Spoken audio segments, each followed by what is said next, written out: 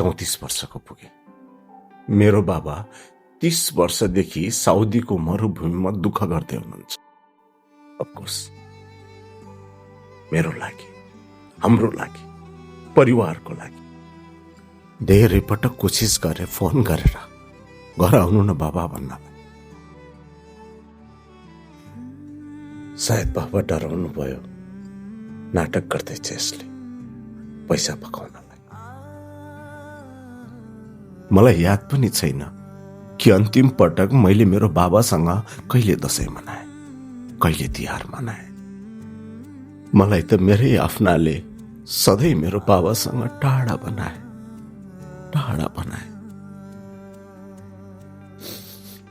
हो, भनेको बेला पैसा पाए होला, तर मैले भोगेको त्यो बचपनको यातना, त्यो बचपनको पीडा सिर्फ मैले देखेँ होला कि मेरो महादेवले देख्नु भयो होला। गुच्चा खेल्नु मन लाग्थ्यो। त्यो कलिलो उमेरमा चौरमा गएर भकुण्डो खेल्न मन लाग्थ्यो। छरछिमेकका साथीहरू कराउँदै खेलेका हुन्थे। कोही पानीमा भिज्थे, कोही रमाउँथे, कोही लुकामारी खेल्थे। अनि म एउटा कुकुरलाई बाँध्ने साङ्लो जन्जिर, त्यो जन्जिरले खुट्टामा बाँधिएको हुन्थ्यो।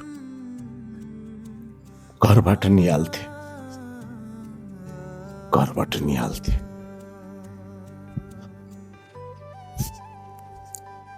मेरो त्यो सानो म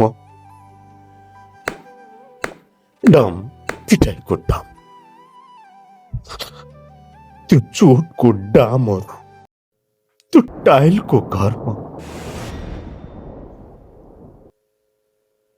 हो त्यो टाइलको घर त परिवर्तन भयो, तर यहाँ लागेको त्यो चोट छ नि, त्यो यादहरू कहिल्यै परिवर्तन हुन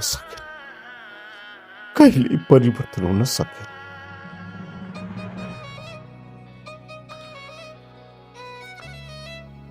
एक दिन जिन्दगीसँग हारेको थिए। भन्छन् जब जिन्दगीसँग हार खाइन्छ नि, यदि तिमीहरूको जन्म दिने बाबा हुनुहुन्छ भने हार नमान्नु, किनकि बाबा त्यो लडाकु हो जोसँग बोल्यो भने तिमीहरूलाई ताकत मिल्छ।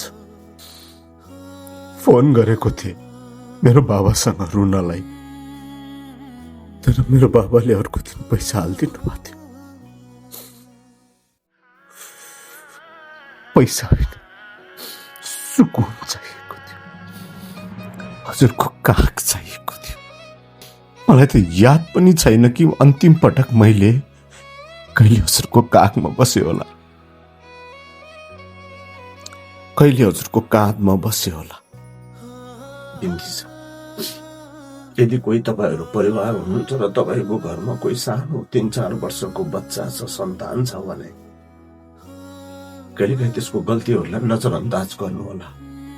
त्यसलाई आफू बनेर कोसिस गर्नु होला बुझ्नको लागि। यो होइन कि त्यो मर्छ कि त्यो बिग्रिन्छ कि त्यो गलत बाटोमा जान्छ कि भनेर त्यसको बचपना पुरै जन्जिरमा चक्रेर नराख्दिनु होला, नपिट्नु होला त्यो बच्चालाई। त्यो अबोध हुन्छ, त्यसलाई थाहै हुँदैन। नफोडिदिनु होला त्यसको टाउको, नहान्नु होला, निलडाम हुने गरेर नहान्नु होला, किनकि त्यसको घाउ ठिक होला।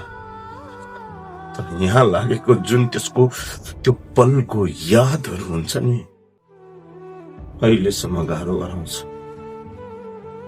म माथि पनि यही भएको थियो। अनि जब उमेर बढ्दै जाँदा मैले सकारात्मक होइन, म धेरै नकारात्मक बाटोतिर गएँ, कुलतमा फसे।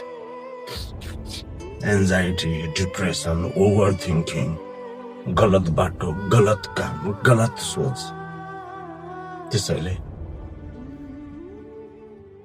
ढुक्क भएर नबस्नु होला कि मैले मेरो छोराछोरीलाई पैसा दिएको छु, घर दिएको छु, गाडी दिएको छु, पुग्यो नि त। समय दिनु होला। उमाथि केही यातना भइरहेको छ कि तपाईँ नहुँदा हेरिदिनु होला।